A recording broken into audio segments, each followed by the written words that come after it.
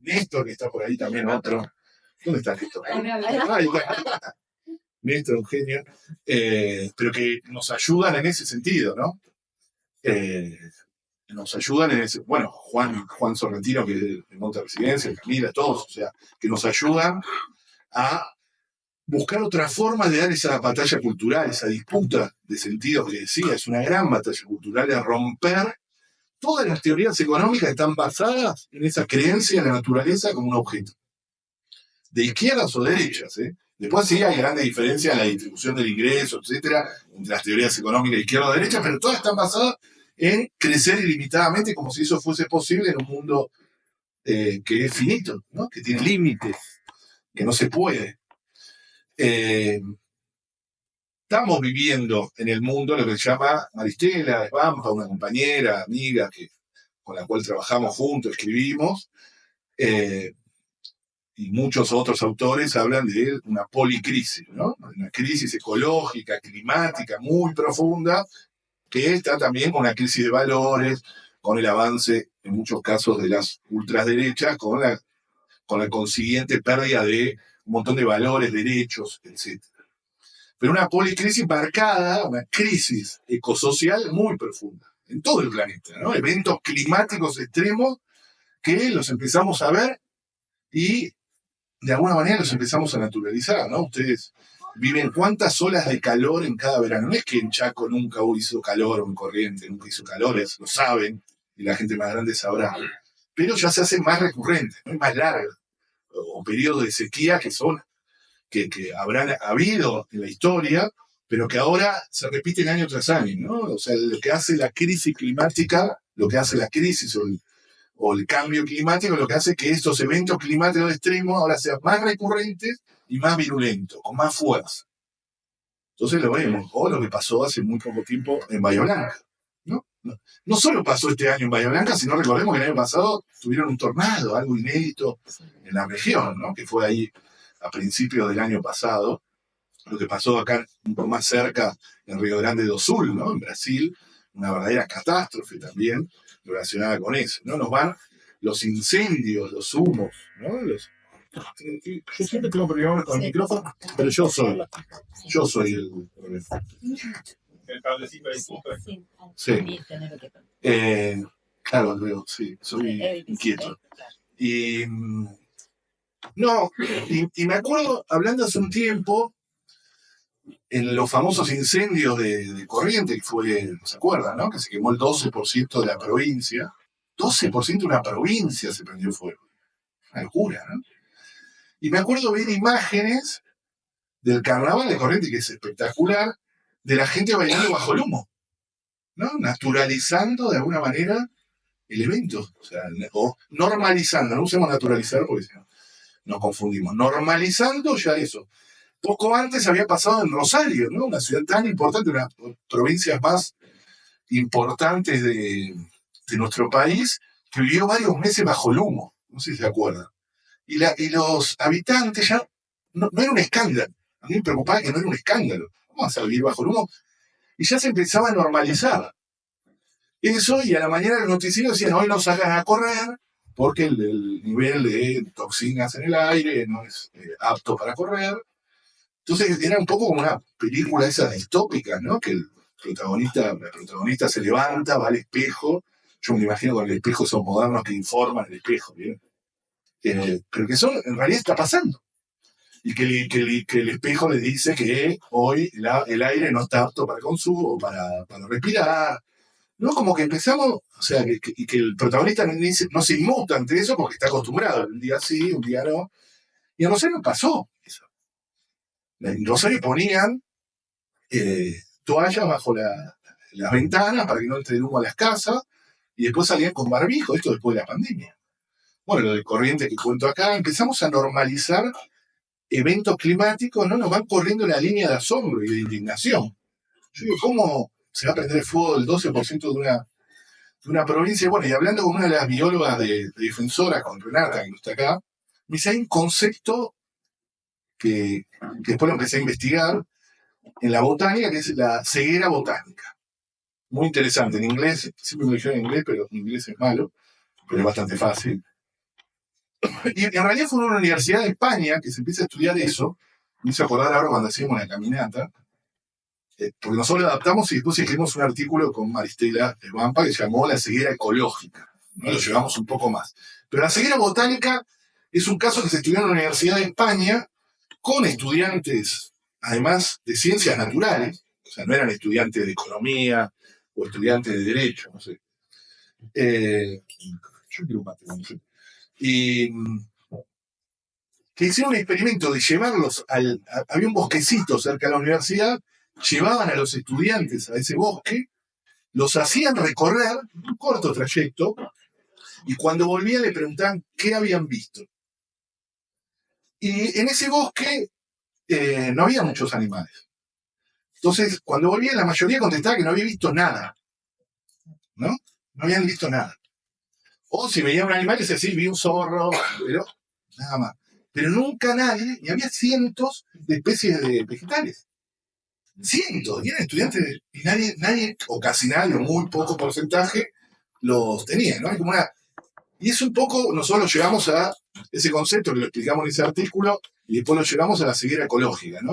Como sociedad, por supuesto que la mayoría de los que estamos acá no, eso siempre lo digo, porque generalmente acá son, la mayoría, muchísimos los conozco, acá son militantes, son sensibles, no le da lo mismo, el humo los enoja, los incendios los enojan, etcétera.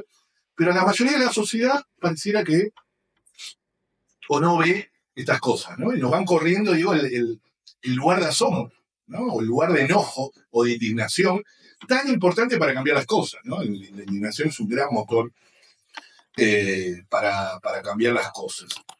Esa ceguera ecológica está muy relacionada o está íntimamente relacionada con un tema que nosotros trabajamos mucho, que tiene que ver con esa separación que la modernidad hizo de la naturaleza, lo que le decía al principio, ¿no?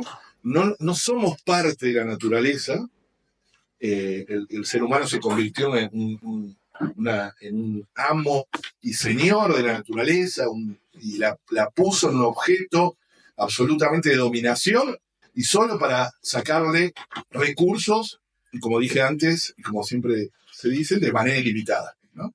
Insisto con eso, todas las teorías económicas están basadas en eso, en el crecimiento, incluso emparentan el crecimiento con desarrollo.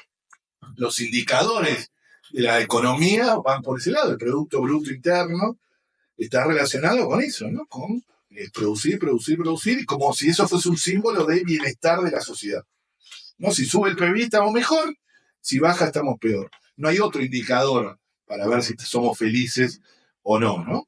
Y nada, por supuesto, está relacionado con la naturaleza, y la naturaleza es solo eso, un lugar para explotar. Entonces, si las teorías están construidas de que necesitamos explotar cada vez más petróleo, más minerales, más hectáreas de soja, etcétera, la variable de ajuste siempre va a ser una naturaleza que es finita, por definición, o sea, tiene sus límites, hay límites a eso, los límites que no pretenden ver. Por eso nosotros escribimos y venimos hace mucho tiempo hablando sobre los derechos de la naturaleza o la naturaleza como sujeto de derecho.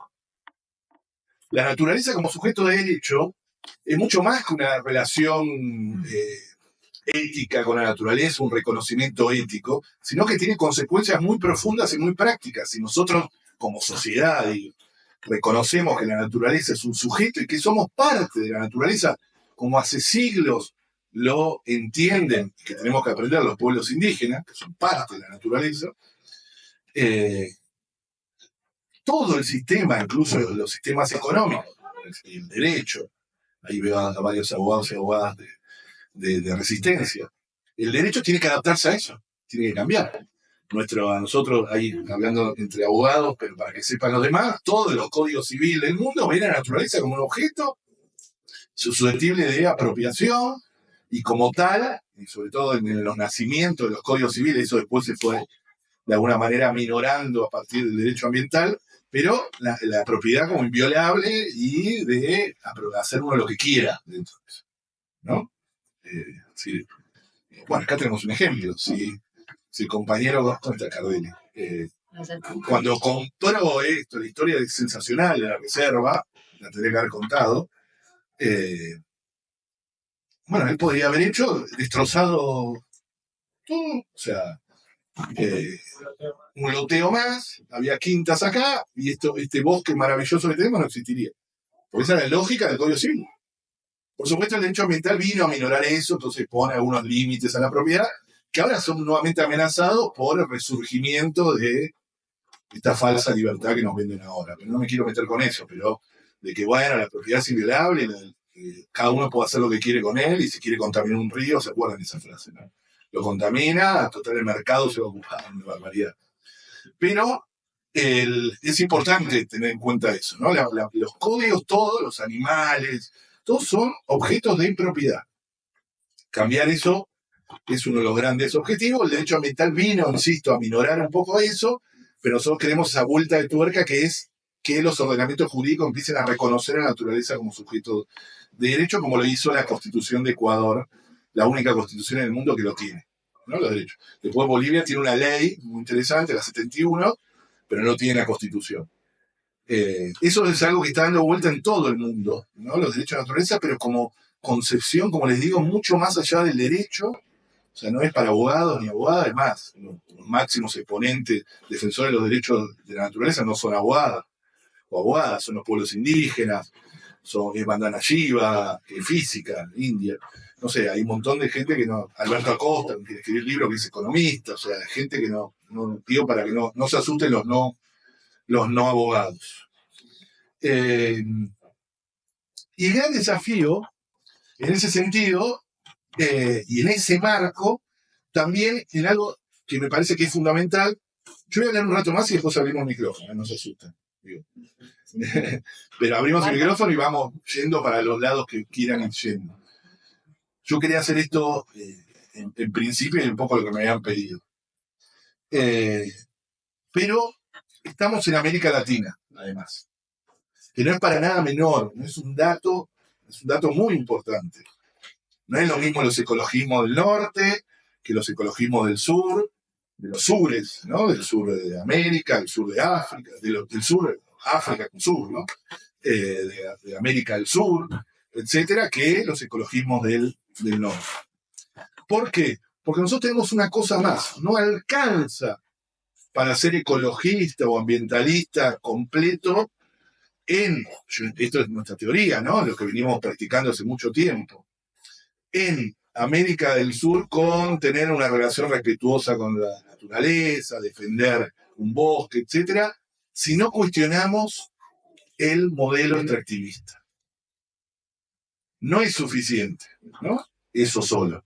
No es suficiente convertir o tener algunos lugares o algunas áreas protegidas y el resto liberado a modelo extractivista.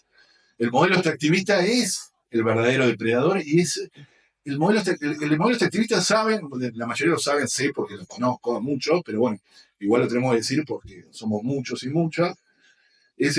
Son esas teorías, esas formas de producción relacionadas con una explotación ilimitada y racional de la naturaleza, ¿no? Las figuras extremas del extractivismo es el agronegocio, la soja transgénica, por ejemplo, no es la única, pero es uno. Es la agricultura extensiva, es la minería a gran escala, es el petróleo, tanto offshore como fracking en Vaca Muerta. Son las forestales, ¿no? Después tendrían que contar ustedes ahí del documental que tiene la defensora del pastizal sobre las forestales. Las forestales, hago entre paréntesis, la industria forestal, que está en absoluto auge en la provincia vecina acá de Corrientes, que algo tiene Chaco, pero en Corrientes es bestial lo que está pasando. Es tradicional. Sí, pero llevan 500.000 hectáreas. O sea, tiene 500.000 de hectáreas Corrientes y el objetivo es llevarla a 2 millones, eso viene diciendo el gobernador hace tiempo. Es decir, que es una verdadera locura. No me acuerdo el porcentaje con las tierras cultivables que ocupan los pinos y eucaliptos. Justo el año pasado estuvimos acá con el Tribunal Internacional de los Derechos de la Naturaleza recorriendo Corrientes por el caso de las forestales y el daño ambiental, social, cultural y económico que hace, que es enorme. Desplazan población, se comen toda el agua, los campesinos, campesinas, las poblaciones tradicionales se tienen que ir de esos lugares por el avance de las forestales. Hago hincapié en esto porque las forestales, incluso dentro del movimiento ambientalista, a veces no está tan visto. Porque es plantar arbolitos, ¿no? No parece tan grave. Parece que hubiese cosas más graves. Y la verdad que tienen una gravedad total, ¿no? Eso no son bosques, estas plantaciones forestales de exóticas que no tienen, como el pino y el eucalipto, no son bosques, no reproducen la vida, no hay más que eso. Ahí son soldaditos clavados uno atrás del otro, decía Eduardo Galeano, que lo venía denunciando hace años en su Uruguay, ¿no?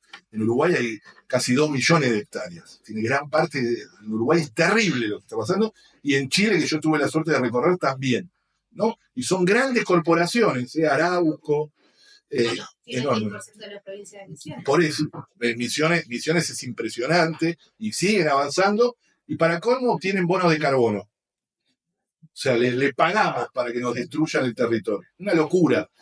Hay que desmitificar, y les pido por favor, y que en Chaco no avancen, o intentemos eso, y ayudar a Corrientes a parar eso, porque, bueno, está en la avalancha de cosas que tenemos que hay veces, insisto, dentro del propio movimiento ambiental, no nos damos cuenta de algo que está generando un daño enorme. En Chile es impresionante, lo he visto. Y los grandes incendios están muy vinculados con eso. Los grandes incendios de Corrientes estuvieron muy vinculados porque son lo que se llama especies pirófitas, que aman el fuego, que multiplican el fuego, lo llevan más allá. En Chile fue impresionante el famoso incendio, que el mismo año que fue acá en Corrientes, pero que fue en la Patagonia chilena, que mató a casi 100 personas, que destruyó viviendas, etcétera, porque ahí, para colmo, las plantaciones están en medio de áreas periurbanas. Impresionante, yo lo viví, lo recorrí, lo vi. Bueno, este era un entre paréntesis, fíjate lo que hablo. Sí. Este era de la pared. ¿Quedan 10? Sí. Bueno, estamos bien. No, es capaz menos. Pero bueno, el gran objetivo, no, yo lo decía las forestales como cuando estaba contando las grandes figuras del extractivismo, ¿no? Confrontar con el extractivismo es una obligación en el sur global si queremos realmente una sociedad más justa e igualitaria. Los mapas de la pobreza en América Latina coinciden con las grandes figuras del extractivismo. Por ejemplo, con la minería. Ustedes hacen un mapa en Perú, en el Perú minero, las regiones más pobres de Perú son las regiones donde hay minería. En Argentina lo mismo, Catamarca, San Juan tienen los peores índices socioeconómicos de su región. Catamarca es una provincia con peores índices de Argentina. Y tuvo un emprendimiento de los más grandes de América Latina, la lumbrera, durante más de 20 años. Sacando y diciendo, prometiendo progreso, como prometen con el desmonte acá, ¿no? ¿No? Bien, que el desmonte no, pero tenemos que progresar. Y cada vez se desmonta más y cada vez los índices de pobreza en Chaco son peores. Porque el desmonte es pobreza también, ¿no? Como la minería es pobreza, los lugares donde hay desmonte y ampliación de la frontera del agronegocio, de carbonera, de las tanineras, son regiones que se van empobreciendo y que van engrosando porque expulsan población, porque al quitar ese bosque, comunidades que vivían en armonía con esos bosques, ese monte, se tienen que ir a malvivir a los cordones de Gran Resistencia, que según el INDEC es la zona más pobre de Argentina. Según todos los INDEC, el INDEC de antes, el INDEC de ahora, el INDEC bueno, el malo, todos indican que el Gran Resistencia está íntimamente vinculado una cosa con otra. Tenemos que entenderlo. Porque ni siquiera es cierto que nos trae progreso o nos trae desarrollo, nos dicen, ¿no? Nos venden. Enrique, ahora, sí. Resistencia de la ciudad pobre. Gran Resistencia. La zona o el área, el conglomerado urbano, ahí lo dice Tomás, tiene todo lo técnico. ¿Cómo es? Conglomerado urbano. Sí. O la región, sí, ya sé. Resistencia, Tirol. Resistencia, Tirol. Todos relacionados con eso. Hace poco era Corrientes. También, no es casual. Era uno u otro, exactamente. No es casual una cosa con otra. No es casual que se autorizó la soja transgénica en nuestro país, perdimos 8 millones de hectáreas de bosque nativo. Incluso ahora ya debe estar más, ese dato de hace 1 año y pico. 8 millones de hectáreas de bosque, en los 90 se autorizó, en los 96 se autoriza la soja transgénica, empieza el desplazamiento, que no es el único que desmonta, pero es uno de los grandes desmontadores. Desde ese momento hasta ahora perdimos una provincia entera como Entre Ríos, que es más o menos 8 millones de hectáreas. Corrientes debe estar por ahí también. Imagínense 8 millones, o sea, Corrientes enteras de bosque y que desaparezcan en solo 20 años. Eso en todo el país, ¿no? Bueno, Chaco, Formosa, Santiago del Estero, Salta, que forman el Gran Chaco argentino, es uno de los lugares más desmonte del planeta. Nosotros estamos en una causa ahí con Greenpeace, demandando a estas 4 provincias, donde, por ejemplo, solo quedan, ¿saben cuántos yaguareté quedan en todo el Gran Chaco argentino? Vos debés saber, no lo digas. Porque si no me cagás el... ¿Cuántos? Menos de 200. Y es un número muy inflado. Muy inflado. Enormemente inflado. ¿Cuántos quedan en 4 provincias? Lo que dije que es grande. Menos de 20 ejemplares. En Argentina todas dicen que hay 250. En toda Argentina. En toda Argentina. El yaguareté es un termómetro de lo que pasa en los territorios. Es muy territorial y necesita territorio. O sea, no sirve. Y ahí es donde digo, hay un ejemplo concreto de que no sirve solo con políticas de reintroducción o de reproducción o de llevarlos a un lado a otro, que está muy bien y lo aplaudo, pero si vos lo confrontás con el desmonte, el yaguareté va a desaparecer, salvo que hagamos, no sé, zoológico muy grande, no sé. Sí, ese clon que es mentira, ¿no? El clon del lobo ese que no es verdad. Siempre la mirada del humano. Exacto, tal cual. De eso podemos hablar un montón. Hagamos una pregunta de eso después para que no me quite, porque acá es muy dura eso. Es muy dura. Pero de eso podemos hablar un montón, de cómo, y lo que está diciendo ahí el compañero Cardelli, de cómo el ser humano cree que tiene la solución. Es lo más un poco la muestra de eso, ¿no? De que está bien, está todo colapsado, pero no vamos a ir a Marte, ¿no? El hombre blanco, eso está muy bueno ahora, se está hablando mucho eso. Hay un libro que se llama Ciencia Ficción Climática de Miguel Nieva, pero no sé por qué es Michael, porque es un argentino, le puse Michael, no sé. Michelle o Mike. Ese libro se lo súper recomiendo, que habla de todo eso. ¿Cómo? Claro. Yo le quería, venden mal los libros, si me llamara gente. Sí. Ciencia Ficción Climática se llama, y que está relacionada con todo el tema ese, como lo más viene, otra vez, el hombre blanco, tipo vaquero, así, nos va a salvar de lo que ellos mismos provocaron. O sea, la solución no es conservar nada, sino una solución tecnológica. Creo el Tesla, lo llevo a Marte, ¿no? Esa es la nueva. Vamos a colonizar Marte. Bueno, hay muchas películas sobre eso, por eso él hace una regularidad. Y hay muchos libros de ficción, que son interesantes, como pueden. Interestelar, no sé si la vieron, es una de esas. Es muy interesante todo eso. Pero es ese, es el cowboy. En inglés es más cowboy. Es que el hombre piensa que el vaquero. demás Absolutamente, todo está en esa creencia, ¿no? Y de que, y también, y es el hombre y no todos los hombres. Hay un debate interesantísimo sobre el tema, porque algunos hablan de que entramos en la era del antropoceno, ¿no? Antro, hombre, o ser humano, y era. ¿Qué quiere decir? Que por primera vez el ser humano se convierte en una era geológica que provoca una transformación radical de su atmósfera, su territorio, incluso de la cuestión geológica. Hay muchos autores que hablan de eso, de que eso empezó a partir de la revolución industrial. Otros hablan de a partir de la primera bomba atómica, lo ponen como límites. Pero todos coinciden de que se ha cambiado del Holoceno, que fue durante miles de años lo que le dio estabilidad climática, lo que permitió la agricultura, etcétera. Estamos pasando a la era del antropoceno. Ahora, ¿no? Pero otros se enojaron y dicen, no, ¿qué antropoceno? Si no somos todos los que hacemos eso. Y está bueno ese razonamiento, esa discusión, y hablan de que en realidad entramos en la era del capitaloceno, ¿no? El capitalismo salvaje como responsable de esto. Es decir, es una porción de los seres humanos lo que provocan esto, y está muy comprobado eso, ¿no? No sé, desde hasta países, ¿no? Estados Unidos emite el 20%, ahora un poco menos, 18% de los gases de efecto invernadero, y es el 4% de la población mundial. Sí, es totalmente desproporcional. Pero incluso dentro de las propias sociedades, ¿no? Los sectores ricos emiten gases de efecto invernadero, contaminan de forma totalmente desproporcional a los sectores más humildes que apenas pueden consumir, ¿no? Entonces, hasta dentro de las mismas sociedades, incluso las propias sociedades del norte. En Estados Unidos hay grandes desigualdades, por más que no lo muestren, por el norte. Si todos consumiéramos como un estadounidense medio, ¿saben cuántos planetas necesitaríamos? 6. Eso dice. 6 planetas. Es decir, lo que te venden, lo que nos venden como algo a emular, a seguir, ¿no? De forma colonial, queremos ser como, es técnicamente imposible. No hay forma que todos los habitantes del planeta consuman como un estadounidense medio. Para que alguien, si todos quisiéramos como un europeo, así nos metemos solo con los yanquis, se necesitan 4 planetas. Así que tampoco.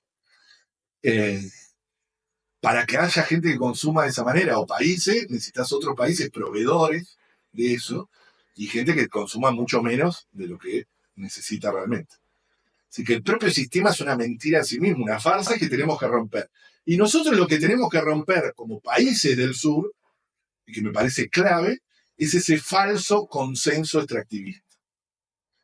Consenso extractivista, digo, hay una aceptación pasiva de ser proveedor de naturaleza como si fuese un destino. Los consensos, como el consenso de Washington en su momento, nosotros hablamos del consenso de los que Maristel habla, y lo hablamos en los libros.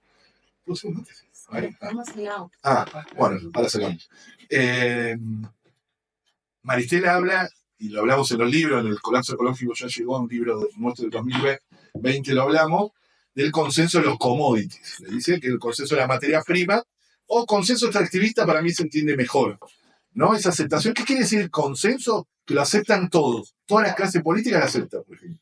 No importa si son de izquierda, de derecha, ultraderecha, progresistas, peronistas, en nuestro caso no peronistas, radicales, liberales, libertarios. Todos aceptan eso.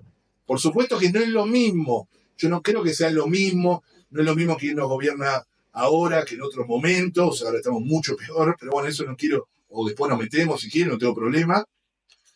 Porque hay una diferencia enorme en derechos, en distribución. Pero todos tienen una coincidencia en de que, en eso sí coinciden, en de que la salida es sobreexplotando los territorios. Sacrificando los territorios. Entonces, y eso es consenso. Por ejemplo, nadie discute Vaca Muerta. De este consenso, ¿no? Nadie lo discute. Vaca Muerta es la salvación de Argentina. Y antes nos habían dicho que la salvación era la soja. Cuando se autoriza, decían, Argentina se va a salvar con la soja. Con Vaca Muerta nos dijeron eso. Vaca Muerta lleva 12 años de explotación, ¿eh? No está empezando Vaca Muerta. Y ahora, ¿cuál es la nueva salvación que nos dicen hace poco? Siempre digo lo mismo, pobre los que vinieron a las charlas mías, lo repito siempre, el litio, ¿no? Ahora sí, con el litio Argentina se salva, Argentina, pero además van metiendo eso, nosotros hablamos de eso y la vinculación, perdón, esto insisto a los que vienen a mi charla, pero yo quiero repetir acá porque hay mucha gente, como dice Mirta Legrand, el público se renueva, pero bueno, acá hay varios que ya sé que lo escucharon.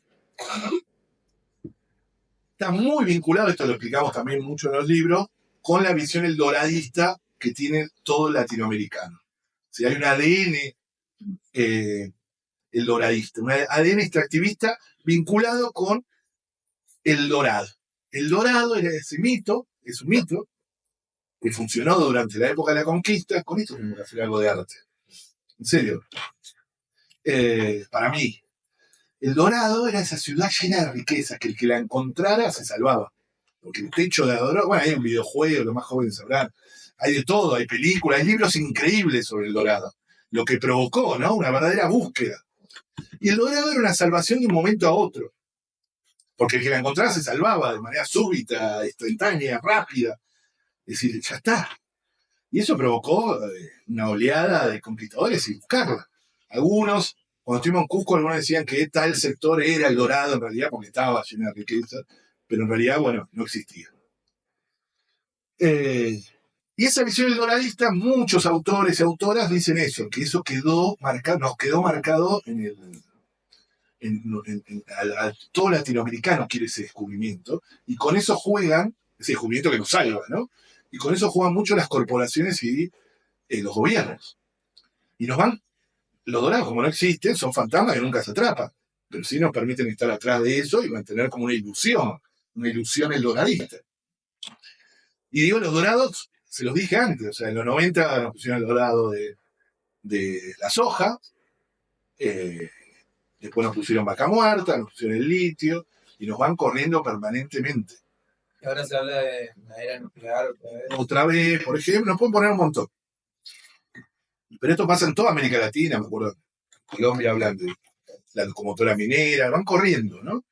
Eso juega mucho, pero muchísimo en Brasil también, en todos lados juegan muchísimo con los dorados. Ahora, para ir terminando esta parte, por lo menos, no me quiero olvidar. ¿Qué hacemos ante esto? Porque esta es la parte mala, ¿no?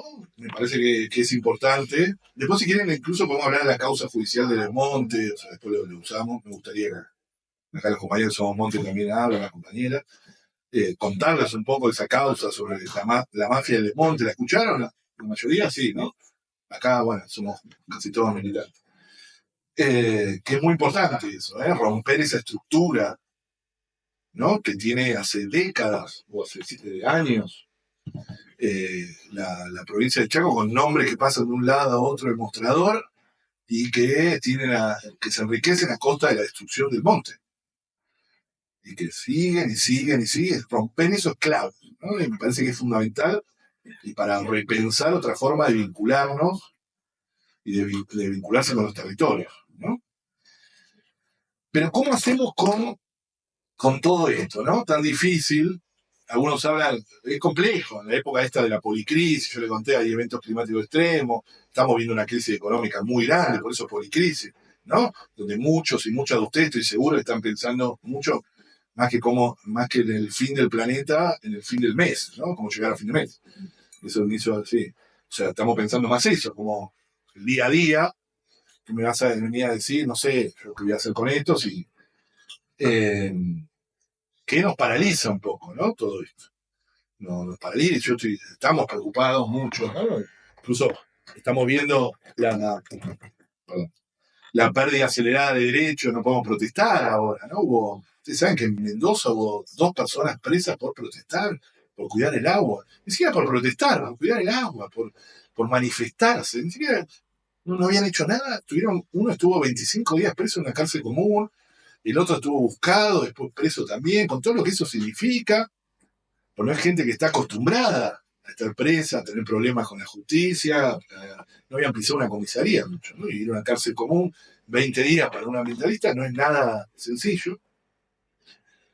Que tiene que ver con esta nueva vuelta de tuerca que hay en la región a partir de este gobierno nacional que implantó el RIGI, ¿no? El régimen de incentivo a las grandes inversiones. Ese régimen de incentivo a la gran inversión es una carta para el saqueo. Es la liberalización económica, financiera, para que destruyan los territorios. Eso combinado con la destrucción, y salieron los datos hace poco, la destrucción de todo el aparato, toda el área ambiental nacional, de financiamiento, no solo eso, sino que la convirtieron de Ministerio de Ambiente que existía a subsecretaría, ni siquiera secretaría, subsecretaría de Ambiente, totalmente desfinanciados. Miren los números, son pero enormemente preocupantes, como desfinanciaron también el Servicio Nacional de Manejo del Fuego. A cargo de un empresario que tiene la más mínima idea de ambiente. ¿Cómo? A cargo de un empresario que tiene la más mínima idea de ambiente. A cargo de un empresario, un CEO de una empresa que viene de otro sector, no le importa. Es realmente muy... O sea, ese combo hace que estemos en peores condiciones, ¿no? Absolutamente peores, de algo que nosotros criticamos en los anteriores gobiernos muy fuertemente, eso quiero decirlo, ¿no? Nosotros éramos muy críticos de los otros gobiernos por ese consenso extractivista, hemos confrontado por vaca muerta, hemos confrontado por el llevar el petróleo del mar argentino. Nosotros tuvimos esa causa muy grande, hace mucho tiempo. Cuando demandamos a la provincia de Chaco, Santiago del Estero, Formosa, eran otros signos políticos, digo, para que me parece importante que se sepa. Pero ahora no es lo mismo, insisto, no es lo mismo. ¿No? Está en un momento complejo donde el presidente de la nación pone en la categoría de enemigos al movimiento socioambiental expresamente. ¿Se acuerdan en el discurso de Davos donde ataca al movimiento gay y LGTB, ¿no? Que fue escandaloso. Fue tan escandaloso lo que dijo sobre el movimiento LGTB, recuerdan, emparentarlo con la pedofilia, que pasó inadvertido que después en ese mismo discurso tuvo un párrafo durísimo contra el movimiento socioambiental. Hablando que era el nuevo marxismo cultural, de que había que confrontarlo, etc. Claro, fue tan escandaloso lo otro que esto pasó inadvertido. No es la primera vez, ya lo había hecho otras veces. Y poner de enemigo a alguien es alguien que hay que combatir, que hay que perseguir, que es lo que empezó a pasar en los territorios a partir de esto. Entonces no es joda esto, ¿no? No es joda. Y las provincias además empiezan a contagiar de eso. Bueno, si no le da bola al gobierno nacional, es toda una cuestión cultural también, ¿no? Bueno. ¿Cómo replicaron el mismo modelo? O sea, un Rigi chaqueño. No, eliminaron el Ministerio de Ambiente y lo bajaron a subsecretaría. Acá en Chaco. Una locura total. Una locura total, es un... Bueno, no es casual. Y la pusieron a cargo del mayor. Por eso, es lo que yo sí. Recuerden esto, o sea, bueno, no solo eliminaron el Ministerio de Ambiente en Chaco, sino que le pusieron el área ambiental en el Ministerio de Producción a cargo de ALABAC, que era el ingeniero agrónomo con mayor permiso de desmonte en los últimos 10 años en la provincia. El zorro al cuidado del gallinero. Esa puerta giratoria que es lo que denunciamos en la mafia del desmonte, ¿no? ALABAC con vinculaciones con todos estos tipos. No, hay una tipa importante. La mayoría son tipos, pero en este caso hay una tipa importante.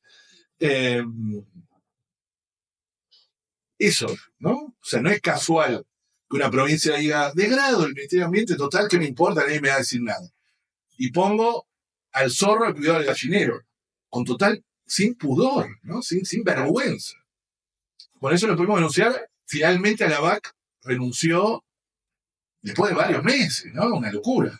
Pero el retroceso se hizo, fue enorme. Y para cómo nos la pegaron, porque vinieron varios ministros, tuvieron uno que se fue a votar a Buenos Aires, una vergüenza eso. ¿Cómo no tiene costo político eso? ¿No? Lo que hizo para votar, ¿qué votó? Es una de las peores cosas. Por eso, con un voto. Para que no se quite la comisión investigadora del caso Laro, por un voto. Exactamente. Y que viajó a la noche, renunció un día y fue... ¿Cómo se llamaba ese? Zimmerman. ¿Cómo? Zimmerman. Zimmerman, que no se había anunciado. O sea, el tipo dice, voy a asumir de ministro, no renuncio, pido licencia, o sea, no sé quién queda. Es un engurriento. ¿No? Ese es el tipo que está cuidando los bosques. Imaginen qué va a cuidar un tipo con esa calaña, ¿no? ¿Qué puede cuidar una persona que tenga ese comportamiento? ¿Que cambió el voto? ¿Ustedes creen que lo hizo gratis? Bueno, podría seguir con eso. Pero, ¿qué hacemos con eso? Uno, primero, es tener muchas convicciones y no aflojar nunca, porque tenemos razón. Si queremos una sociedad más igualitaria, tenemos que confrontar con el extractivismo sin parar. Tenemos que cuidar nuestro territorio porque es la única forma en los sures. Tenemos razón porque los mapas, como dije antes, de la pobreza coinciden con los mapas del extractivismo. Eso hay que estar muy seguros, son los datos, hay mucho escrito sobre esto. Es la historia de América Latina, ¿no? Sin nada por el saqueo. Son capítulos nuevos de Galeano, que no nos mientan con la mentira del progreso y el desarrollo, ¿no? Que no llegan nunca, que se convierten en fantasmas. Insisto con eso. Otros podrán decir, pero es muy difícil esto. ¿Cómo vamos a cambiar? Nadie. ¿Quién pudo cambiar? No. Argentina tiene enormes triunfos socioambientales. Enormes, que se conocen no solo en América Latina, sino en todo el mundo. Por ejemplo, la lucha del pueblo de Esquel contra la minería. Una lucha que en serio se lee en distintos lados del mundo. Una lucha que lograron el plebiscito y que el 82% de la gente dijo que no a la minería, y eso fue en el año 2002, 2003, crisis económica total, donde no se hablaba tanto de minería, por eso es más heroico, porque ahí se empezó a hablar, y venía una minera con promesas de trabajo, en el peor crisis económica de muchos años, muy parecido a ahora, no quiero decir, pero sí, y que venían con promesas de trabajo y ellos lograron que el 82% le dijo que no. Y es que y ahí empezó la lucha antiminera en Argentina y ahora 7 provincias que tienen prohibida la minería a partir de esa gesta de un pequeño pueblo de la Patagonia. Es un pequeño pueblo, hermoso, pero no es Bariloche, o sea, es un pequeño. Tenemos Famatina, ¿conoce la lucha de Famatina? La Rioja, uno de los lugares más lindos, no sé si está muy lejos de acá, sí, debe cruzar toda Argentina. Sí. Pero yo les recomiendo que vayan a Famatina alguna vez en su vida. Microclima, hermoso, chiquito, un poco de altura, pero no mucha, o sea que no te afecta. La comida es riquísima, eso es muy importante siempre. Y la gente es encantadora. Y es de una belleza, porque está ahí el cordón del Famatina. Famatina es un cordón montañoso, cordillerano, precordillerano, de una belleza increíble que marca a la ciudad de Famatina. Marca. Y eso es lo que querían, imagínense. Yo ahí aprendí, ahí empecé hace muchos años, porque Famatina es de hace bastantes años la lucha. Ese pequeño pueblo de 5.000 habitantes, un poco más, sobre todo con mujeres. Acá hay bastantes más mujeres también. Pero las mujeres que tuvieron protagonismo ahí, echaron a 5 mineras, 5. Entre ellas Barrick Gold, otra canadiense, una china que era terrible, hija de su madre. La echaron, literalmente la echaron, a patadas en algunos casos, o casi a patadas. Acá podría hablar en una hora también de ese caso. Es súper romántica la historia, además.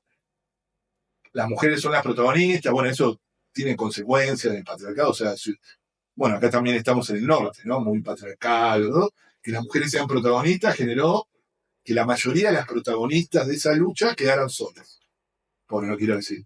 O no conseguían pareja, porque nadie quería a alguien tan fuerte, una mujer tan fuerte, ningún hombre de ahí podía estar con alguien tan fuerte, o las que estaban casadas se terminaban separando porque, claro, era tan fuerte, porque ellas se tiraban adelante de las máquinas, salían en todos los días, no solo las llevaban a Buenos Aires, salían en TN, en todo, súper poderosos, porque no tenían ley, lo hicieron bueno, hay miles de historias, la historia también, era la época, ustedes son muchos jóvenes, pero no había WhatsApp, o no había señal, no había WhatsApp seguro, y había muy poca señal de teléfono en la ciudad, o sea, para mensaje de texto, que era lo que se usaba en esa época.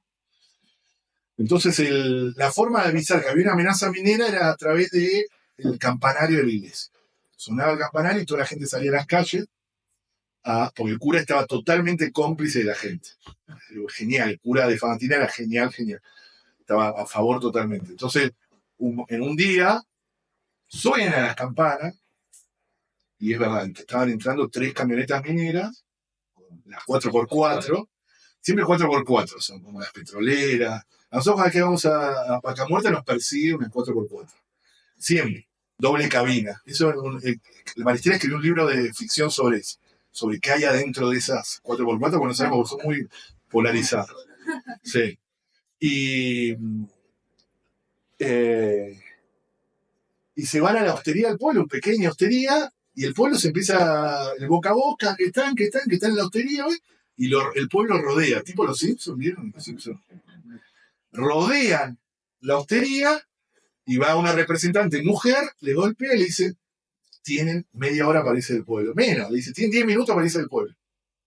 Los tipos estaban todos cagados, todos hombres, salen cagando. O sea, se agarran en la camioneta y se van, casi, si no los prendían fuego. Y dejan una carpeta, o sea, en el apuro dejan una carpeta arriba de una de las mesas, y la carpeta esa tiene, que lo pueden buscar después en internet, búsquenlo, lo que nos llamamos la lista negra de Famatina. Tienen todo un listado de gente a la que querían comprar o cooptar o coaccionar. Entonces decían, el hermano de tal, no voy a decir nombres, no tiene trabajo, el hermano una de las lideresas, ¿no? No tiene trabajo, ofrezcámosle algo y lo quebramos a la hermana. Así, todo así. Ahí hablamos también que hubo un traidor local, ¿no? También alguien entregó esos datos. pero se llama la lista negra de Famatina. Busquen lista negra de Famatina y van a encontrar incluso la foto de la lista esta que estaba hecha a mano, que para mí esa es la clave, ¿no? Quién la escribió y quién se la entregó a ellos. Tenían todo el plan para quebrar al pueblo, ¿no? Así con 30, 40 personas quebraran.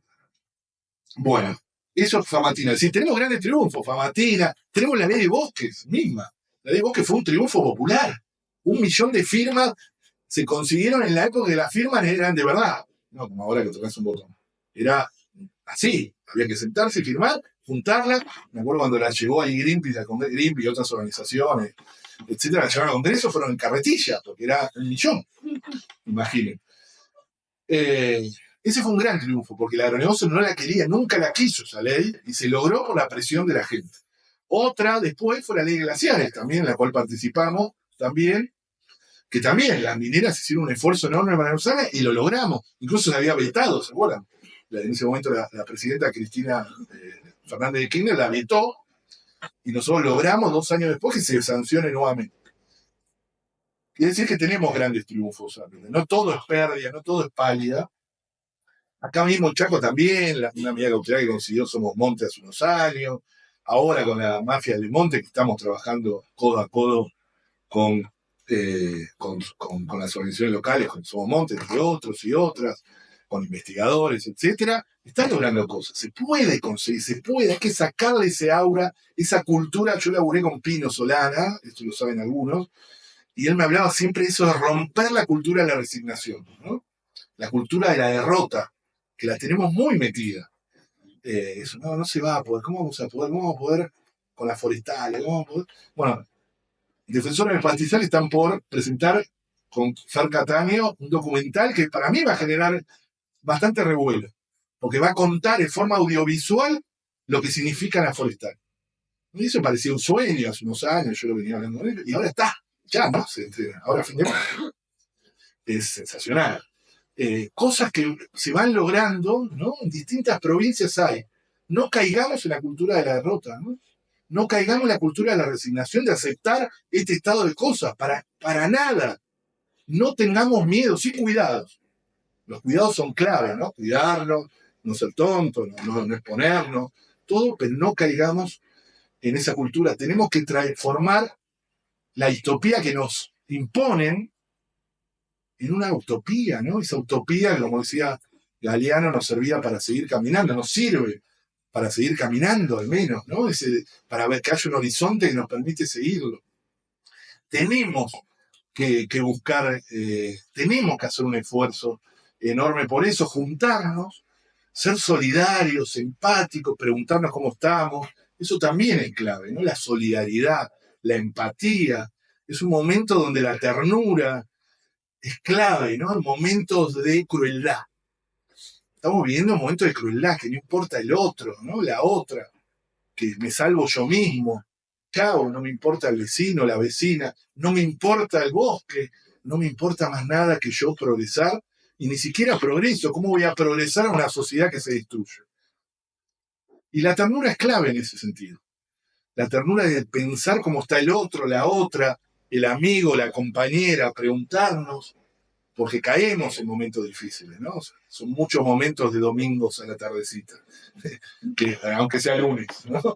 Me pasa a mí constantemente, pero ahí le doy una vuelta de tuerca, busco, pienso en los momentos de grandes triunfos, pienso en lugares como esto, que empezó como un sueño. Miren, este es un gran triunfo ambiental, esta reserva. Esta reserva es un gran triunfo ambiental. Que algo lo tocó en algún momento a vos y tu familia, y te dijo, yo acá tengo que hacer algo. Y fue la naturaleza, no fue algo mágico. Ay, el que cree en astrología, mañana hay luna nueva, así que como que todo, no sé qué quiere decir, pero algo bueno, ¿no? Bueno, puede ser bueno o malo, vieron que puede ser así, vamos como algo bueno. Bueno, no, hablé un montón. Tenés algo que... Quiero ver si me olvido. Claro, una idea, fuerza. Sí. No. Tenemos que construir una clase ecológica consciente y orgullosa. Ah, no lo tomé, creo. Después quiero. Sí, quiero. No, hagamos un esfuerzo. Vamos a pasar el micrófono para pasar. Yo les agradezco mucho. Yo podría seguir, soy muy hablador. Puedo contarles más anécdotas o cosas. Pero hablamos para ver para dónde queramos ir o como usted quiera. Doctora. ¿Puedo hacer una pregunta? Sí. Van, sí. Ah, ¿sí?